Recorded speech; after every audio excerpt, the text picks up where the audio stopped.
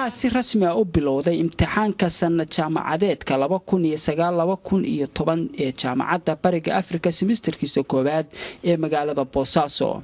imtixaankan oo ka qayb galayaan dhammaan kuliyadaha jaamacadda Bariga Afrika ayaa waxaa ka muuqday in dhammaan maamulka, macallimiinta, ardayda iyo gudiyada kormeerka imtixaanku ay si wanaagsan oo isku dubridan u agaasimayeen imtixaanka, isla markaasna si degan u munaaqabeynayeen hawlaha imtixaanka oo ka socday hoolalka kala duwan ee jaamacadda Bariga Afrika.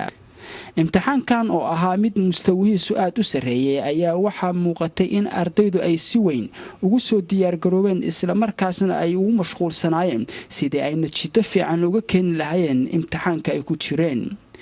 Dr. Cabdinuur Faarax Yuusuf oo ah hormuudka kuliyadda BDA jaamacadda Bariga Afrika ayaa TV-ga ETN uga warramay howlaha imtixaanka jaamacadda oo maraya meel xasaasi ah, waxana uu yiri waxayna imtixaanada tan waxay ka dhacayaan dhammaan kombosyada qayb kamida way kombosyada jaamacadda Bariga Afrika sida kan iyo kan Garowe galka iyo xogaa waa naga hor dhaceen hore u qaadeen.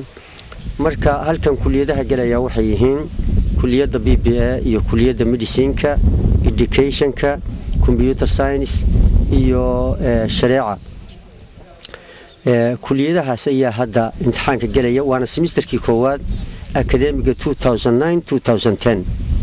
ardayda jaamacadda Bariga Afrika magaalada Boosaaso oo aad ugu faraxsanaa imtixaanka ay ku jiraan, isla markaasna ka muuqda iyo jawaab celin ku aadanayd imtixaanka ay galeen ayaa waxa u suurta gashay TV-ga ETN in uu la dhexmaro mikrofoonka si bal uu weydiiyo guud ahaan arrimaha la xiriira jaamacadda weyn ee Bariga Afrika iyo mooshinka imtixaanka ay ku jireen. qaar kamida ardayda jaamacadda Bariga Afrika wax ka barato kuliyadaheeda kala duwan ayaa arintaas ka jawaabay. Abdulkadir Waberi. Mr. Waberi, how was the exam that you have just finished? The exam was really good and the exam was prepared neatly and excellently, and I would like to pass the exam. Prepare yourself for that exam well? Yes, I have prepared very well. What do you expect from the exam? Hopefully 100%. Okay. How do you feel being one of the students in this university? I feel pretty good about it because it's a good university. We got good teachers. Some that came from other countries, some that study here. So it's African University. It's a good university because of there is a many faculties lining in here, like computer science, BBM, and for education. A lot of faculties. This is a good university because it's the only university that Puntland have. jaamacadda Bariga Afrika oo ah tan ugu ballaaran isla markaasna la tayada ugu sareysa ee gudaha deegaanada Puntland ayaa bulshadu ay aad ugu maqsuudsan tahay tayada iyo maamulka sare ee jaamacadda oo haatan horseed ugu ah sidii loo soo saari lahaa jiil cusub ayaa waxa u muuqdaa mid riyadiisii ay soo rumoobayso. Faarax Adeec, ETN, Boosaaso. ardadii maanta soo bandhigay buugaagta qof dumar ayaa tahay haddana sida aad ka dhawaajisay Marwaa, bal iiga waran qaabkii ay kugu qaadatay soo diyaarinta buugan iyo dareenka aad maanta qabto. Bismillahirrahmanirrahiim. waxa igu qaadatay waqti badan saan horena u sheegay waxa waaye waana shaqeeyaa haddana hooyaan ahay haddana kama aan harin oo waan waday intaas waxa waaye waxaan ku dadaalay sidii aan ku dhameyn lahaa buugana shahaadadeedana ku qaadan lahaa. waxaan ka baxay jaamacadda 2007 oo dhameeyay ardaydeena hore badanaa way wada qaateen shahaadooyinka, laakiin aniga waa kana waxaan soo gaaray 2010, laakiin intaasna waxa waa isku dayay mar walba inaan shahaadadeeda helo. waxaan ku rajo weynaa inaan sii wato aan masterkii aan qaato insha Allah September ba jaamacadda laga bilaabayo. waxaan ahay ardayda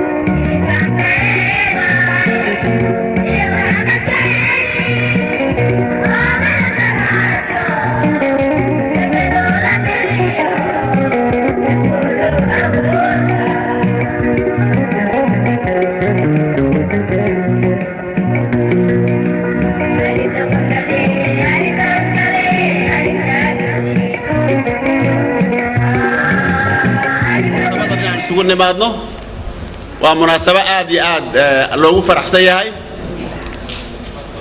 jaamacadda Muqdisho danta ay ka leedahay tacliinta maxay tahay daban 2 sano ka yar ayaan meesha isugu nimid oo magaasha sheekaynayno si jaamacadda Muqdisho loo furi lahaa maanta ma laga sheekaynayo waxaan ka sheekaynaynaa wax la taaban karo in la qaban karo ayaan sugaynaa idinkana haddaysan kaalmadiina ahaan lahayn haddaysan ahaan lahayn dadaalkiina dawladda Puntland iyo mujtamaca Puntland iyo amnigu sameeyay iyo horumarka haddaysan ahaan lahayn waxaan hubaa ma aanan nimaadneen hadday xaafad u ekaan lahayd xaafadaha Muqdisho kale كل أنا ما إمادة وعندي كتكوى جيسيال وكلا إيمان لها لكن أنا ما يسكت إمادة المشهد